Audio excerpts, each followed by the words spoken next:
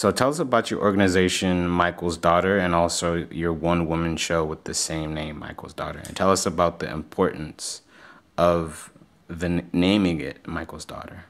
Well, so Michael's Daughter started off as a one-woman show, and it was about my life having a father who's incarcerated. So I took all these prison letters between my father and I and created this one-woman show where I act out as my father, my Aunt Kathy, the New Orleans voodoo priestess Marie Laveau, and my mother.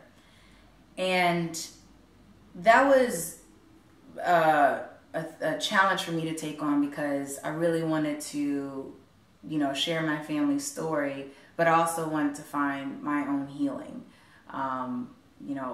Dealing with having a father incarcerated and, drug abuse and alcohol abuse in my home growing up was really what led me to get into acting and being a creative person, because that was my coping mechanism. That was how I handled the challenges growing up.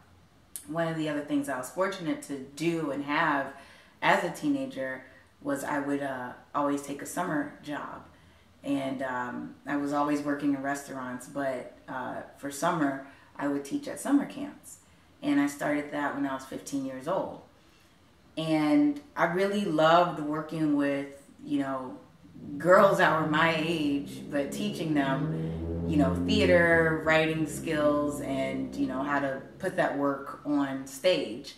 And so I was working at the age of 15, 16, 17, all the way throughout my 20s. I was working with girls that came from group homes, foster care programs.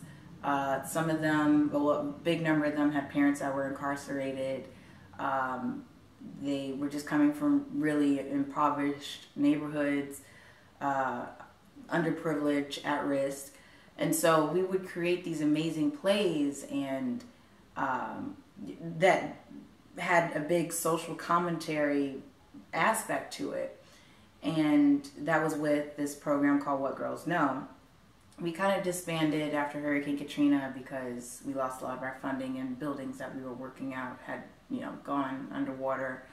So I started working with different organizations down in New Orleans and realized that the work that I was doing for my one-woman show needed to be done here in Los Angeles with the youth here.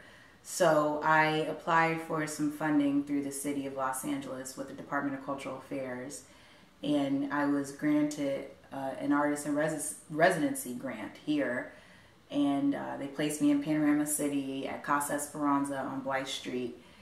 And from a one-woman show going into pretty much a nonprofit organization, my papers are still getting worked out right now, but it's been pretty, I never thought that it would evolve into something like that. And so every summer for the last, I'm going into my third year in Panorama City, I would work with kids that are, dealing with the same issues that I dealt with growing up. Some of them have parents that are incarcerated.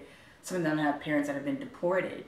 They're dealing with a whole set of issues of, drug abuse, alcoholism, domestic violence, all of these different challenges. And so I'm able to get them for the summer and kind of take them off the street, because a lot of them are at risk for joining gangs. And we write out everything that they want to put up on stage as a healing mechanism, as a coping mechanism.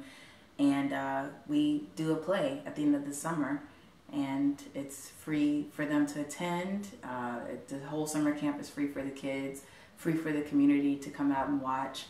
And I don't know, it's fulfilling. I enjoy it a lot, and so I'm really looking to expand the work and see what else happens. I want the kids to learn how to make short films, and I don't know. It's a way of combining my acting work and my education work background, and making it all come together. So, yeah, it's definitely pulling all your talents and your passions together to once again, like your spirit, giving back. So during that time when you started it until now, what has been the most rewarding and most memorable moment with the student, with the kid that kind of kind of touched your soul? I don't know why I get a little. I think it's everything. I had a young girl ask me to be her godmother for her quinceañera, and I've never been to a quinceañera before. I have some Mexican and Costa Rican roots like way down the family tree, but so being invited to a quinceañera, that's like a whole different world for me. And you know, she came to me and she asked me to be a part of that, so I'm going to be a part of that next month for her quinceañera. There's another student of mine that he just had a lot of challenges of every day during the summer, whether, you know, should I go hang out with the gangbangers on the corner, or should I go to theater class? And he just completed a fire academy cadet training this past November, and just to see him really take those steps to make healthier choices and decisions has just been very rewarding. And every summer and every time I've done this type of work, seeing the final presentation has always been very, very rewarding. I set up a red carpet for the kids to walk down. Like, I want them to feel like superstars. I want them to feel like the paparazzi's taking pictures of them. They go in and they do their performance, and it's just so rewarding to see the excitement and the joy on their faces when they're up there on stage and afterwards, you know, so.